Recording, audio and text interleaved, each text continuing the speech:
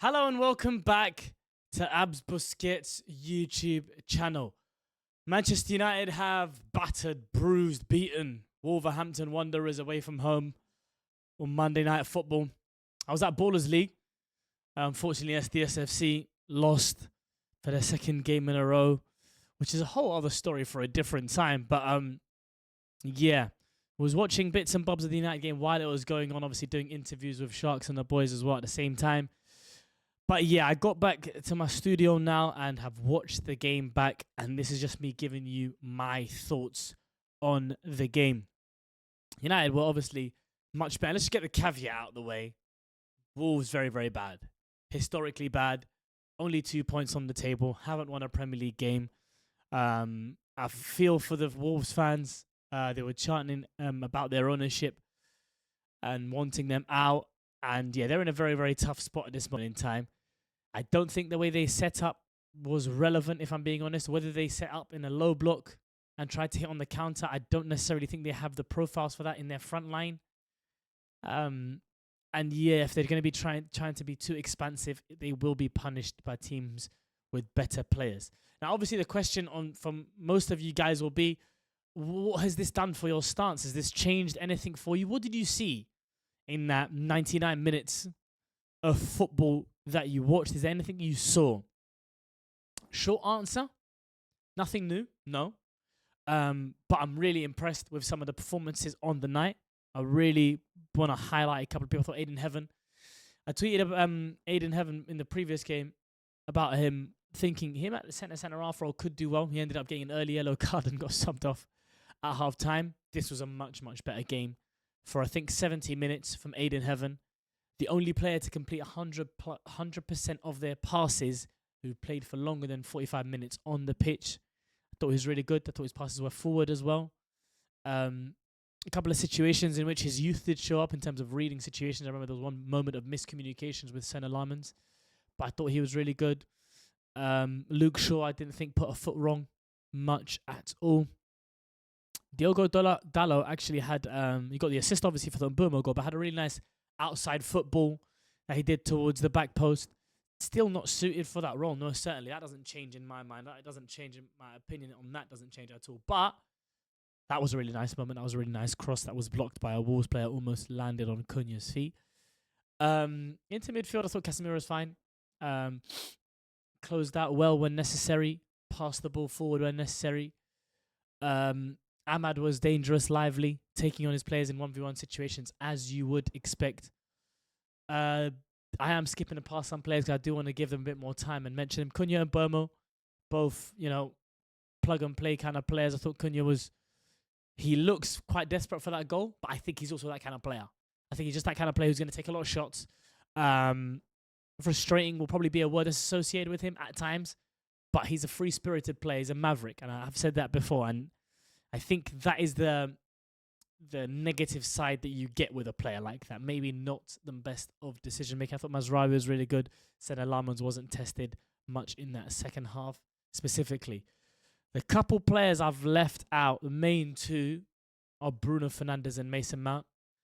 I want to start on Bruno. I want to start on Bruno because I feel as though I need to make this clear to a lot of fans. Yeah, I think you guys take a lot of what Bruno Fernandes does for granted. If it obviously doesn't apply to you, it doesn't apply to you. But I think either applies to you or you know somebody that it applies to, right?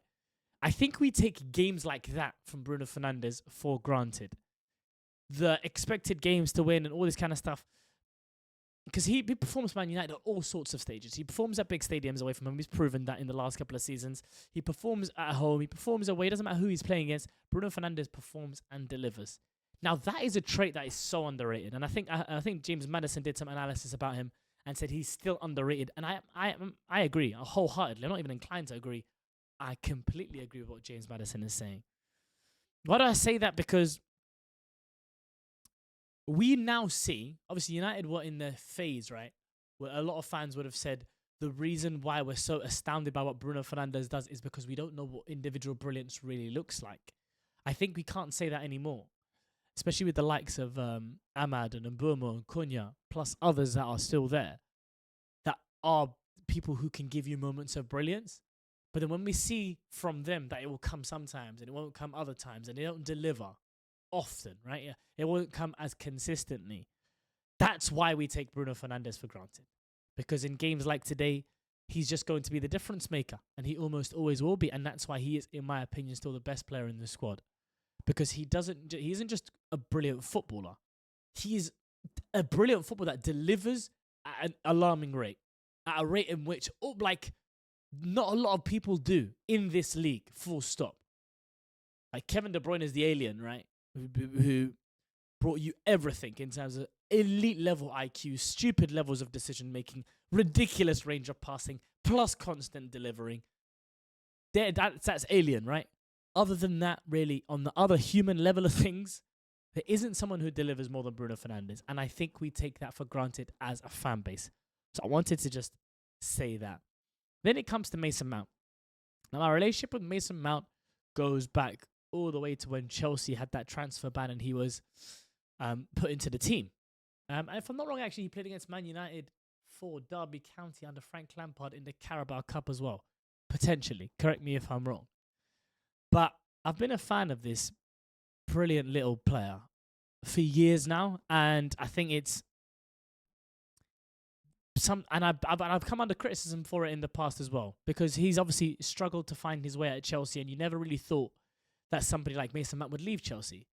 Because he's a Chelsea boy, Cobham boy, through and through, came into the team and was a pivotal part of their Champions League winning 2021 team.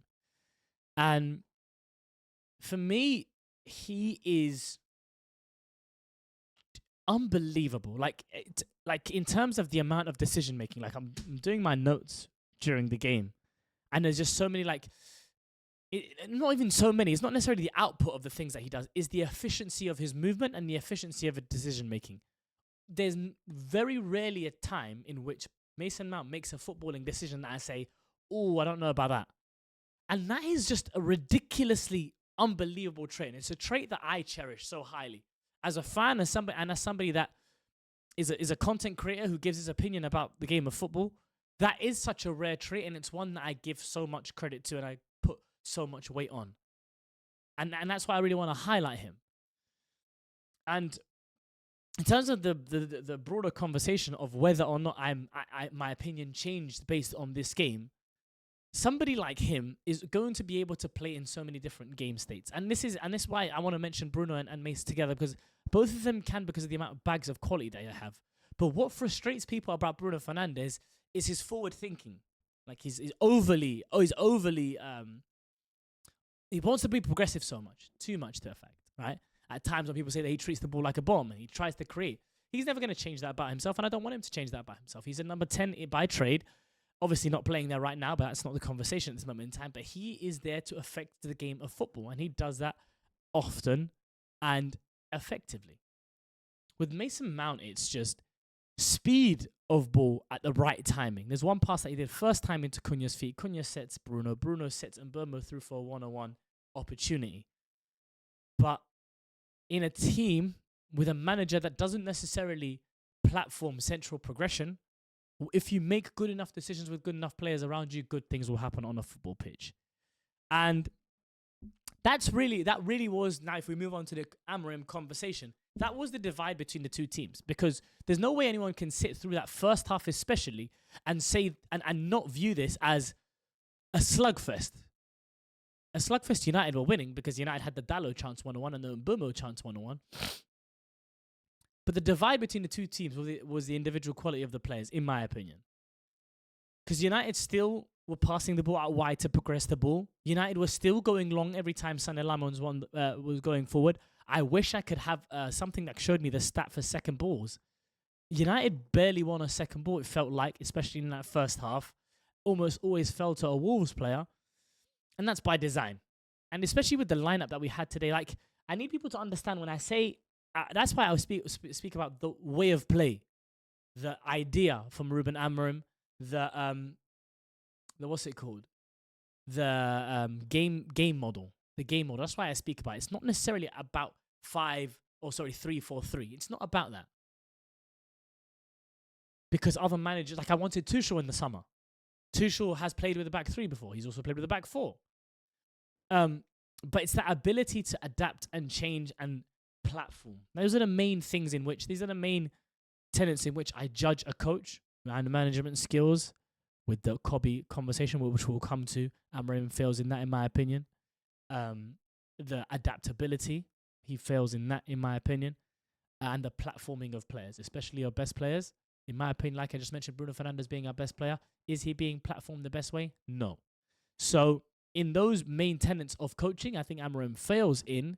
And what won us this game today, if we look at most of the opportunities that we had, it's only through transition moments. And we all know that Manchester United or this squad of Manchester United, even with the incomings, is suited to transition-based football. And then you separate from that, and then you look at moments of quality, and Bruno Fernandes and Mason Mount's connection for that goal, for example. And then you look at the naivety of Wolves and their defenders. But all of those things I don't want it to make it sound like I'm just docking points away from Amorim after a resounding win. This was a resounding win.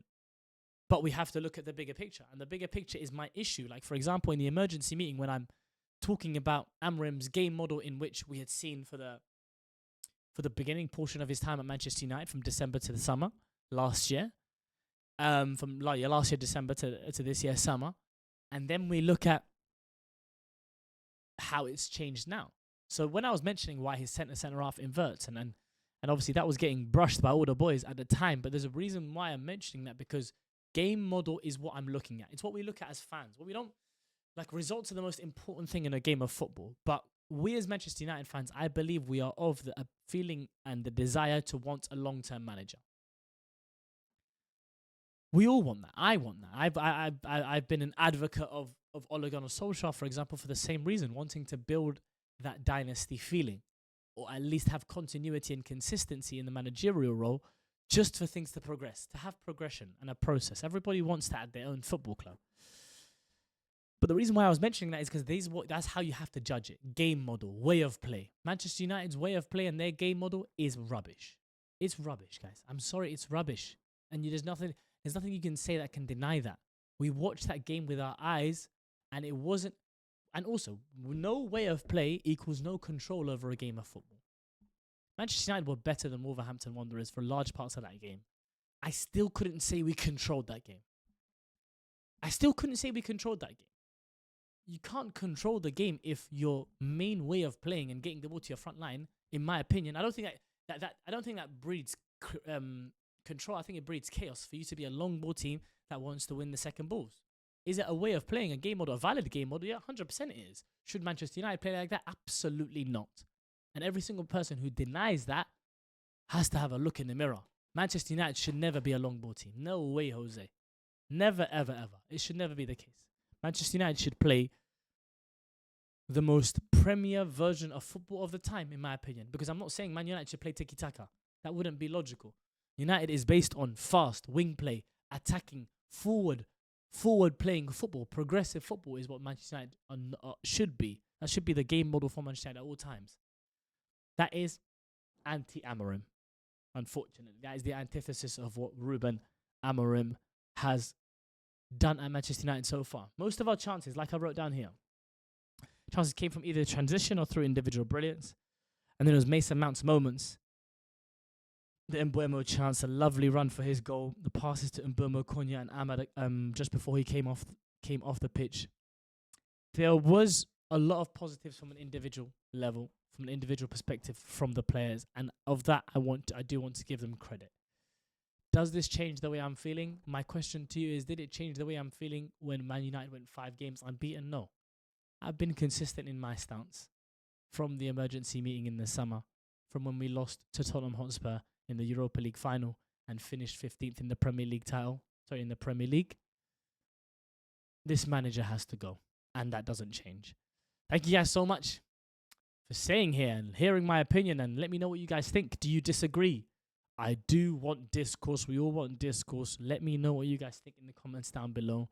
If you do agree and there's any points I didn't mention, don't forget to mention it down in the comments down below so I can see it. Make sure to like, share, comment, subscribe, do all of that good stuff. Hit that notification bell so you know whenever I'm uploading. And yeah, I will catch you guys next time on the next episode of Abz Reacts. Peace.